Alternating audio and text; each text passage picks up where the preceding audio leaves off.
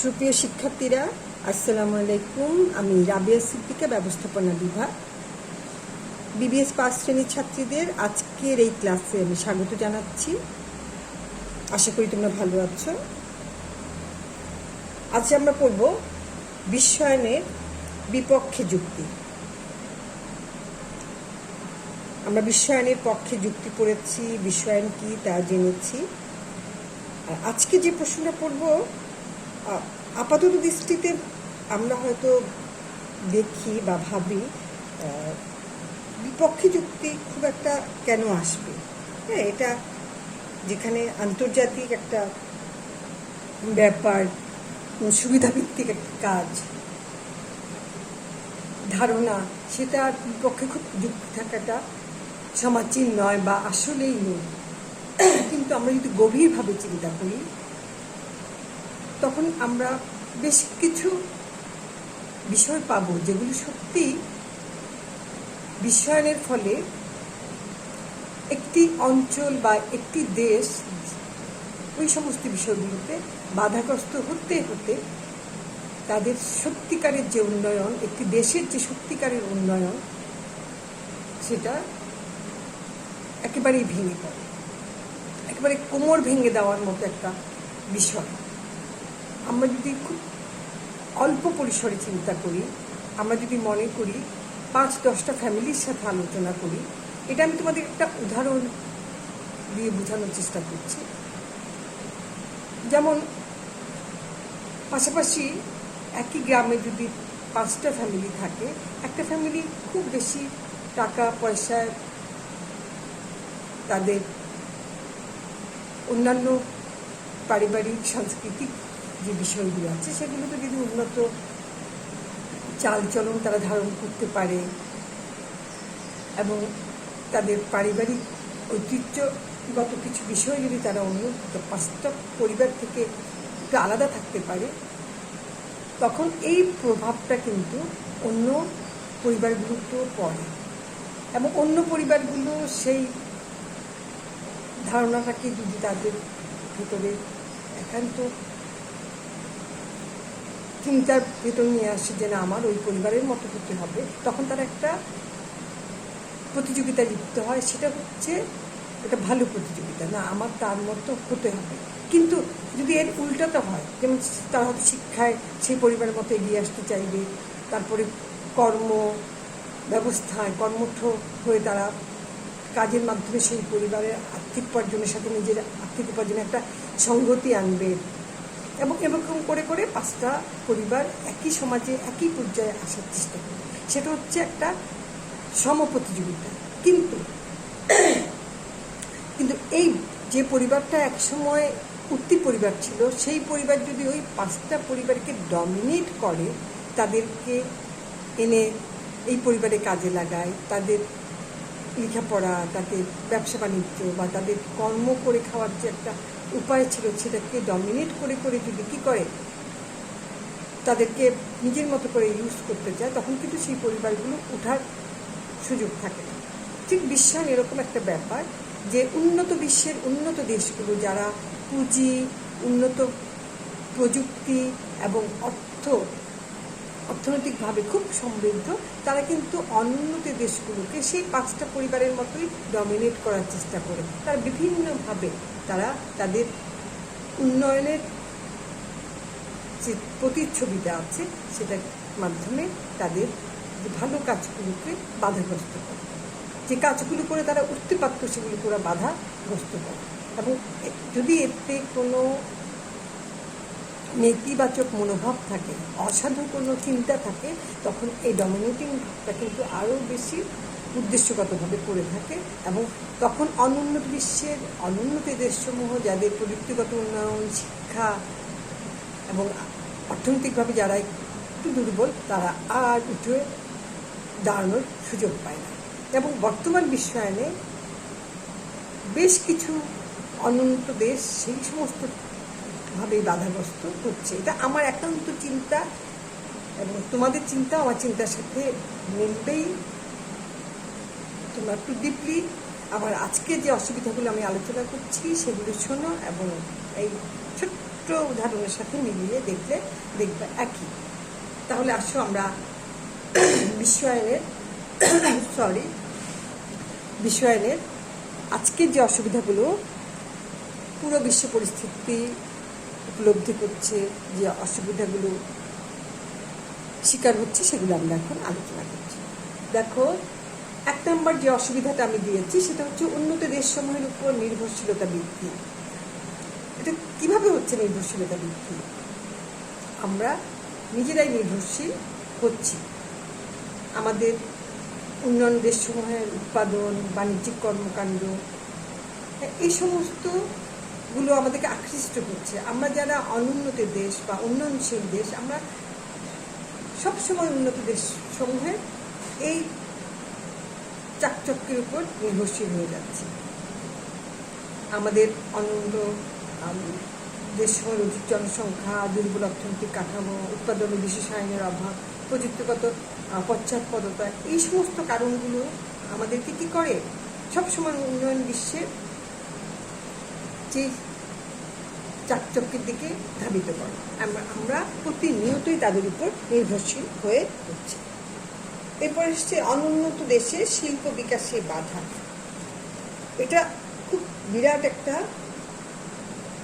বিষয়, যা ডিপলি চিন্তা করলে আমরা দেখতে পারবো। আমরা সাধারণত দেখি যে উন্নত পৃথিবীর দেশসমূহ তাদের বিশাল পুঁজি, উন্নত যে প্রযুক্তি, দক্ষতাপূর্ণ ব্যবস্থাপকের সামর্থ্য, এইগুলোকে মাধ্যমে কি করে একেবারে ন্যূনতম ব্যয় অধিক পরিমাণ পণ্য উৎপাদনের সুযোগ পায়, যা অনুন্নত দেশসমূহে এবং উন্নয়নশীল দেশসমূহে তারা সেই পণ্যগুলো রপ্তানি করে। এতে করে অনুন্নত দেশসমূহের পুঁজি, প্রযুক্তি, দক্ষ ব্যবস্থাপনা অভাবে তারা প্রতিনিয়তই কী করে ওই সমস্ত পণ্যগুলো আমদানি করতে বাধ্য হয়, তাদের ওই পণ্যগুলির মাধ্যমে চাহিদা পূরণ করে। এতে করে পণ্য প্রাপ্তিতে এবং চাহিদা পূরণে তারা সবসময় উন্নত দেশসমূহের উপর নির্ভরশীল হয়ে পড়ে এবং তাদের দেশের যে শিল্প বিকাশ, তাদের দেশের অর্থনীতিকে স্বল্প পরিমাণে কাজে লাগিয়ে নিজেদের বিকাশসমূহ বাধাগ্রস্ত হয়। এরপর এসছে অনুন্নত দেশের শিল্প বিকাশে বাধা, যেটা আমি এখন বললাম, যে বিশ্বায়নের ফলে যে উদ্ভূত অবাধ বাণিজ্য সৃষ্টি হয়, সেই সুযোগে উন্নত দেশসমূহ নিজ দেশের উৎপাদিত পণ্য সস্তায় অনুন্নত দেশে রপ্তানি করে, যার ফলে বহুজাতিক কোম্পানিগুলো অনুন্নত দেশের ব্যবসা বাণিজ্যকে ছড়িয়ে ছিটিয়ে এবং সম্পূর্ণ বিস্তার লাভ করতে পারে। এতে করে অনুন্নত দেশ সম্পূর্ণভাবে নিজস্ব শিল্প ভিত্তি তুলতে পারে না এবং এরা শিল্প বিকাশে বাধাগ্রস্ত হয়। ফলে বিশ্বায়নের মাধ্যমে বিশ্বব্যাপী সুষম শিল্প উন্নয়ন ঘটার কথা বলা হয়ে আসে, কিন্তু অসম শিল্প উন্নয়নই সবসময় সূচনা করে। তাহলে আমরা কি দেখছি? আমরা জানি যে বিশ্বায়ন আমাদেরকে সুবিধাগুলো তো কি বলেছে, যে সুষম শিল্পায়ন হয়, কারণ এক দেশের বাড়তি পুঁজি, প্রযুক্তি অন্য দেশের অব্যবহৃত প্রাকৃতিক সম্পদগুলোকে মাধ্যমে একটা অংশীদারিত্ব ভিত্তিক ব্যবসা সূচনা করতে পারে, যৌথ ব্যবসার সূচনা করতে পারে। আসলে বাস্তবে তার উল্টোটাই আমরা দেখতে পাই। এরপর এসছে দেখো ক্ষতিকর ও সংস্কৃতি বিরোধী পণ্যের আমদানি। আমরা প্রায় দেখি বিশ্বায়নের ফলে আমদানি রপ্তানি বাণিজ্য পরিচালনায় দেশীয় যে বিধিনিষেধগুলো থাকে সেগুলো শিথিল করা হয়। কেন? করমুক্ত, কোটামুক্ত পদ্ধতিগুলো, নিয়ম নীতিগুলো আমদানি রপ্তানির বেলায় বিশ্বায়নে খুব বেশি বিধিনিষেধ আরোপ করা হয় এবং এতে কি হয়, এই শিথিল করার জন্যে অনেক সময় দেশের ক্ষতিকর এবং দেশীয় সমাজ সংস্কৃতি বিরোধী কিছু পণ্যদ্রব্যের আমদানি হয়। ফলে দেশীয় কৃষ্টি, কলা, সংস্কৃতি, নৈতিকতা ও মূল্যবোধের ব্যাপক অবক্ষয় ঘটে। আমরা ছোট্ট একটা উদাহরণ দিতে পারি, এবং এটা আজকের উদাহরণ না, এটা আজ থেকে গত 50 বছরের একটা দাবি ছিল যে স্যাটেলাইটের মাধ্যমে আমরা যে সংস্কৃতি বিনোদনগুলো আমদানি রপ্তানি করছি, বিভিন্ন সিরিয়ালগুলো আমরা দেখিয়ে যাচ্ছি বিভিন্ন দেশে, বিশেষ করে ভারতীয় যে সিরিয়ালগুলো আমরা বাংলাদেশে আমাদের বিনোদন সংস্কৃতিতে একেবারে আষ্টেপৃষ্টে লেগে আছে, তার মাধ্যমে আমাদের নিজস্ব সংস্কৃতিকে আমরা কিন্তু হারিয়ে ফেলছি। এগুলো আমাদের আজকে 50 বছর আগেরই কিছু দাবি ছিল এবং আমাদের কিছু এর বিরুদ্ধে কিছু কথা বা আমরা বিরোধী কিছু মতামত সবসময় দিয়ে আসছি। এরপরে এসছে অর্থনৈতিক উপনিবেশবাদ ও সাম্রাজ্যবাদের গোড়াপত্তন।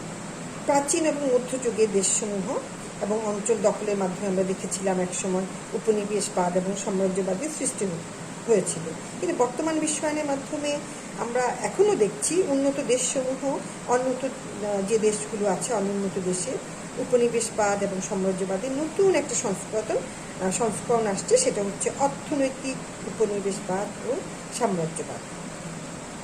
এটা আমরা হয়তো জায়গা দখলের মাধ্যমে, দেশ দখলের মাধ্যমে, অঞ্চল দখলের মাধ্যমে না হলেও আমরা আজকে মডার্ন প্রযুক্তিতে আমরা কি দেখছি নতুন সংস্করণ হিসাবে এটা আমাদের কাছে আসছে, সেটা হচ্ছে অর্থনৈতিক উপনিবেশবাদ ও সাম্রাজ্যবাদ। উন্নত বিশ্ব তাদের পুঁজি, প্রযুক্তি, প্রযুক্তিগত জ্ঞানের মাধ্যমে অনুন্নত দেশের বাজার দখল করে এবং তাদেরকে অর্থনৈতিকভাবে পঙ্গু করে দিচ্ছে। তাদের অনুন্নত বিশ্বে নিজেদের অর্থনৈতিক যে সাম্রাজ্য প্রতিষ্ঠা করছে অনুন্নত বিশ্বেও, এতে করে অনুন্নত দেশের শ্রম এবং প্রাকৃতিক সম্পদগুলো অবাধ ব্যবহারের সুযোগ তারা গ্রহণ করে এবং অনুন্নত দেশসমূহকে সম্পূর্ণভাবে ওরা অর্থনৈতিকভাবে ধ্বংস করে দিচ্ছে। এরপর এসছে পৃথিবীর প্রাকৃতিক সম্পদের যথেচ্ছ ব্যবহার। দেখো 5 নম্বর, পৃথিবীর প্রাকৃতিক সম্পদের এখানে আসল কথা হচ্ছে যথেষ্ট ব্যবহার। বিশ্বায়নের সূচকে উন্নত দেশসমূহ এবং তাদের মালিকানায় প্রতিষ্ঠিত যে কোম্পানিগুলো আছে, যেমন বহুজাতিক এবং আন্তর্জাতিক কোম্পানিসমূহ, তাদের পুঁজি প্রযুক্তির বদলে পৃথিবীর বিভিন্ন দেশে স্বল্প সময়ে অধিক লাভের আশায় শিল্প স্থাপন করে প্রয়োজনীয় পণ্যের পাশাপাশি অনেক অপ্রয়োজনীয় অতিরিক্ত পণ্য উৎপাদন করে প্রাকৃতিক সম্পদের ভাণ্ডার নিঃশেষ করে দিচ্ছে।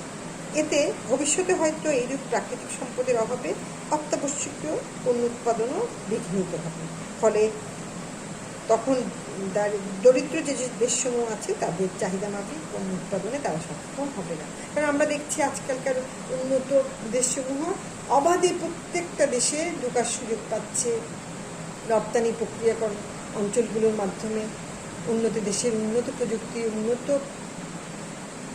দক্ষতা এবং ব্যবস্থাপকীয় যে দক্ষতাগুলো আছে এগুলো অনুন্নত দেশের প্রাকৃতিক সম্পদের যথেচ্ছ ব্যবহার করছে এবং অনুন্নত দেশসমূহ এখন যে স্বল্প সুযোগ পাচ্ছে তাদের বদলে সেই সুযোগটাকে তারা বিরাট করে নিচ্ছে। তাদের কিছু শ্রম হয়তো তারা কাজে লাগাতে পারছে, বেকার সমস্যার সমাধান হচ্ছে, কিন্তু তাদের ইন টোটাল যে সম্পদ ধ্বংস হচ্ছে সেটা কিন্তু পরবর্তী সময় হয়তো তাদের জন্য বিরাট একটা অসুবিধার সম্মুখীন তারা হতে পারে।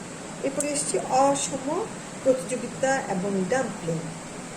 অসম প্রতিযোগিতা আমরা এরই মধ্যে অনেক কয়টা আলোচনা করেছি, যেমন উন্নত বিশ্বের দেশসমূহ অধিক জনসংখ্যা দূষিত হওয়ায় উন্নয়নশীল এবং অনুন্নত দেশসমূহের বাজার দখল এবং সেসব দেশের শিল্প বিকাশে বাধার জন্যে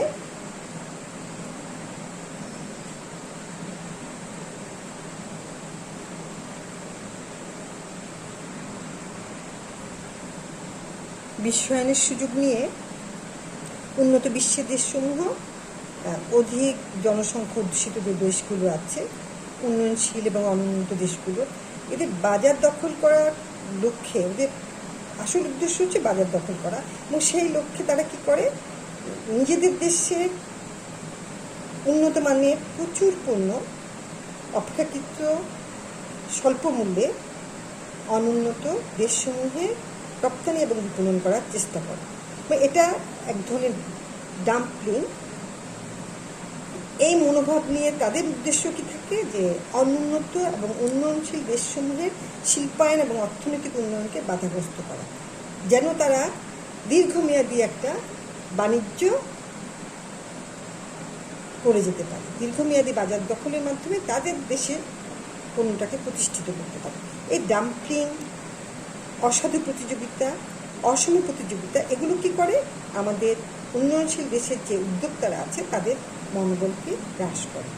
আর বিশ্বায়নের প্রেক্ষাপটে যতই মুক্তবাদী অর্থনীতির কথা বলা হোক, যতই অবাধ বাণিজ্যের কথা বলা হোক, এগুলো প্রত্যেকটা সুবিধাই কিন্তু অনুন্নত দেশগুলো পায় না, উন্নয়নশীল দেশগুলো পায় না। উন্নত দেশগুলো এই সুবিধাগুলো ভোগ করে থাকে তাদের সীমাহীন পুঁজি, উন্নতর প্রযুক্তি ব্যবস্থা এগুলোর মাধ্যমে।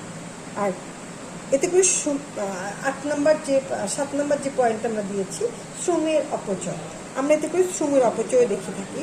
যেমন বিশ্বায়নের ধারণায় উন্নত দেশসমূহ তাদের পুঁজি প্রযুক্তিগত যে সুবিধাটুকু আছে এগুলো দরিদ্র দেশের শ্রমকে অবাধে ব্যবহার করবে, এই ধরনের একটা ধারণা নিয়ে যদিও এসে একটা অবাধ বাণিজ্য ব্যবস্থা বা শিল্পায়ন ব্যবস্থা করে থাকে, কিন্তু বাস্তবে দেখা যায় তারা কি করে, মূলধন ঘন প্রযুক্তি ব্যবহারের মাধ্যমে উৎপাদন কার্যটা তারা পরিচালনা করে, যার ফলে দরিদ্র দেশের যে বেকার সমস্যাগুলো আছে সেগুলো আসলে সমস্যাই রয়ে যায়। মূলধন ঘন প্রযুক্তির জন্যে বেকার শ্রমিকরা খুব একটা কাজের সুযোগ পায় না সেই শিল্পগুলোতে, এতে করে সময়েরও অপচয় হয়। তারপর লাস্ট যে পয়েন্টটা সেটা আমরা দেখছি আন্তর্জাতিক অসন্তোষ সৃষ্টি। যদিও ধারণা করা হয় বিশ্বায়ন প্রক্রিয়াই একমাত্র মাধ্যম যা উন্নত অনুন্নত দেশসমূহের মধ্যে অংশীদারিত্বের ভিত্তিতে উৎপাদন, বন্টন এবং অন্যান্য বাণিজ্যিক কার্যক্রম পরিচালনা করে, এবং বিশ্বায়নের মাধ্যমে কি হয়, অর্থনৈতিক উন্নয়নের দ্বার উন্মোচন হয়, কিন্তু বাস্তবে আমি একটু আগে যেটা বললাম তা না। উন্নত দেশসমূহের অর্থনৈতিক ব্যবসা, আগ্রাসনমূলক ইচ্ছা, অনুন্নত এবং উন্নয়নশীল দেশসমূহের অবহিত যে শোষণ করে চলছে, আপ্যায়িতভাবে যে শোষণগুলি করে চলছে, এতে বিশ্বময় আরও বেশি অসন্তোষের সৃষ্টি হচ্ছে, এবং এমনকি স্নায়ুযুদ্ধ, এবং যে যুদ্ধ বিগ্রহে এটা একটা রূপ ধারণ করছে। তাই আমরা দেখছি বিশ্বায়নের মাধ্যমে WTO, ওয়ার্ল্ড ব্যাংক, IMF ইত্যাদি আন্তর্জাতিক সংস্থা সম্মেলন চলাকালে নানা স্থানে বিক্ষুব্ধ কিছু জনগণ শিল্পায়নের ব্যাপক বিরুদ্ধচারণ করছে, এবং এই শিল্পায়নের মাধ্যমে বিশ্বায়নের যে সুবিধাটুকু সবাই নেওয়ার কথা ছিল সেটা নিতে পারছে না বলে তারা এরও বিরুদ্ধচারণ করছে বিশ্বায়নে। তাহলে আমরা আজকে বেশ কিছু নেতিবাচক আলোচনায় আসছি। আমরা উন্নত দেশসমূহের এই সামাজিক এবং সাংস্কৃতিক সংগঠনগুলোর নেতিবাচক প্রভাবের বিরুদ্ধে আমরা সোচ্চার হয়ে উঠছে পৃথিবী এবং পৃথিবীর যারা সচেতন সেই জনগোষ্ঠী। আমরা এই প্রেক্ষাপটে বিশ্বায়নের অসুবিধাগুলোকে কাজে লাগিয়ে অসুবিধাগুলো সীমাবদ্ধতাকে উতরে উঠে সুবিধাগুলোকে কাজে লাগাবো, সেই প্রত্যাশায় আজকে আমি আমার এই ক্লাসটা শেষ করছি। তোমরা ভালো থাকো, সুস্থ থাকো, পরবর্তী ক্লাসের জন্য অপেক্ষায় থাকো। আল্লাহ হাফিজ।